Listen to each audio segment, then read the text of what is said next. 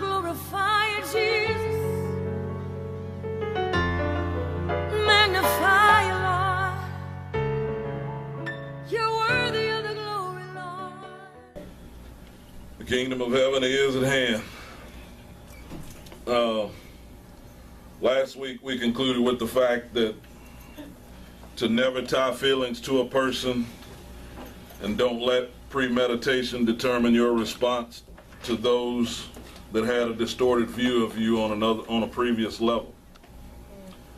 And today we'll, I know y'all probably think that I don't pay close attention, or I don't look at or notice or see things because I don't always respond. But I know that was tough for you last week, and I know you had some questions that you didn't ask. I got enough sense to know that, and to know that for me to tell you not to tie your feelings to a person, that's a mind twister. That's a brain twister. It's a heart twister. It's a tester. It's a checker. Okay. It does all of those things. And I wanted you to see some more things in depth to that, so that I can help you to understand the fruit that you've been producing and how it's going to better help you serve God in a kingdom of mammon. Because like I told you previously and on Thursday, it's about to be some stuff that's going to shake you to the core. That's going to happen. It's nothing to be scared of. I'm not preaching doom and gloom. I just understand God's process to know that a lot of times, in order to get rid of the root of problems that have been stemming over long periods of time, it's got to be a big shakeup in order to get it started.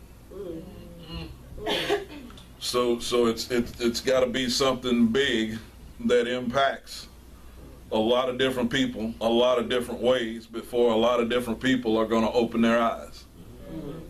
So that's what's got to happen. Again, I'm not scared. You shouldn't be scared. Just understand when it's something that starts to run across the news screen, or something that starts to cause everybody to feel that panic on a regular basis, you can just understand that's what Pastor was talking about, and go on about your business. Because he's going to give you a proper time for you to address what he wants you to address out of those type of instances that happen. But it's nothing for you to get scared of. Nothing for you to worry about. Nothing for you to try to anticipate. Nothing for you to try to stay on the constant lookout for. None of that. Don't worry about it. Keep living life like normal, like everyday life, seeking God first. Living life like that and moving on, and it won't be nothing to worry about. And then that's going to allow people to start asking you some questions. How come you ain't shook up? How come this ain't bothering you? How come this ain't affecting you this way? The reason that I'm explaining this to you is because that's a hard pill to swallow, to not tie your feelings to a person. And I know what went through your head.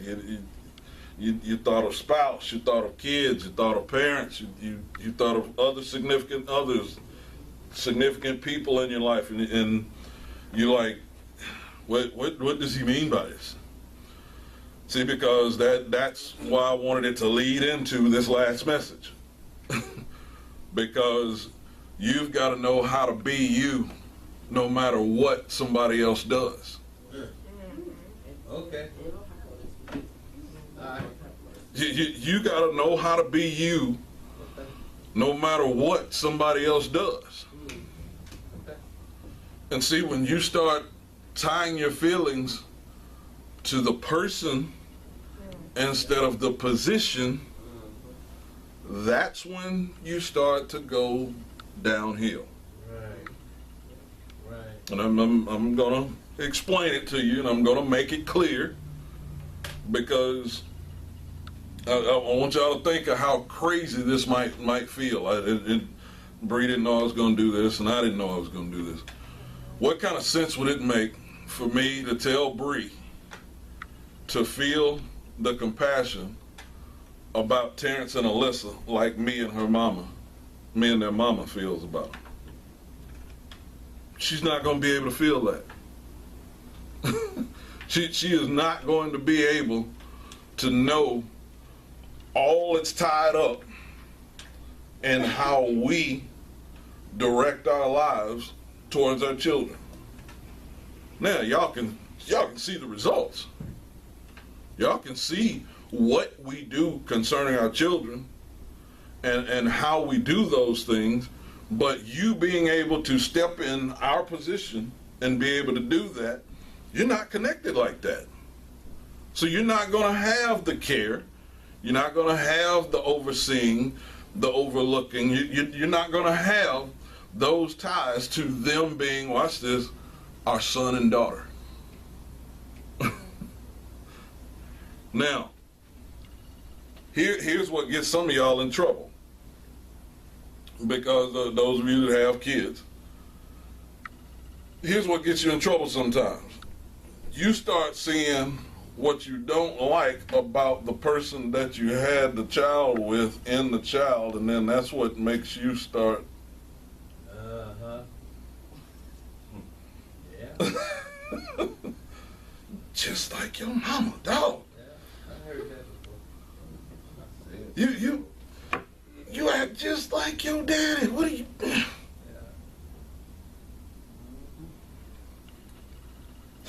Of course, y'all ain't never done nothing like that. No, I heard that. Y'all ain't never felt like that. Yeah. Just like your daddy. Yeah. Just like your mama. Yeah.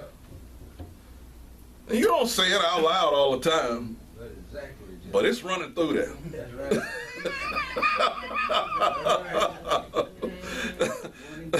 It's running through there. It might be taking a fast track. It might be stopping at the bus station, but it's running through there. Yeah. It's running through there. Yeah. And see, that's what begins to happen when you tie your feelings to the person. That's how that happens. All of you that's had corporate jobs, you remember in times past when you had that one boss that was either the biggest jerk you ever ran into, Ooh-wee. or the best leader you ever had. Yeah. And then if it was the best leader you ever had and they was retiring or leaving or going to another company, you was like, oh my God. All over. Oh my goodness. We doomed now. It ain't gonna nothing good. And then that one that you couldn't stand, that was the biggest jerk, you was like, I'm glad you're gone.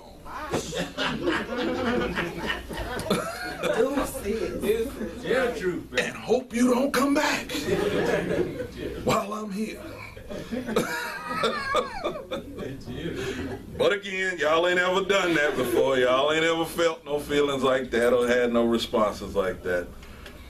But I'm wanting you to understand this because I need you to understand that God has you tied to different positions in your life. That's important for you to understand. He's got you tied to different positions in your life. He's got it to where you will have to interact with different bosses. You'll be tied to your family. You'll be connected to those particular things. And see, what you have to begin to watch is you got to make sure that you don't fall into the position that Samuel fell into for a little bit. That's why I read so much of that in 1 Samuel chapter 9, because I wanted you to see and understand that this wasn't just a regular connection. That's the first thing. This was somebody that God made the connection between Samuel and Saul. I wanted you to specifically see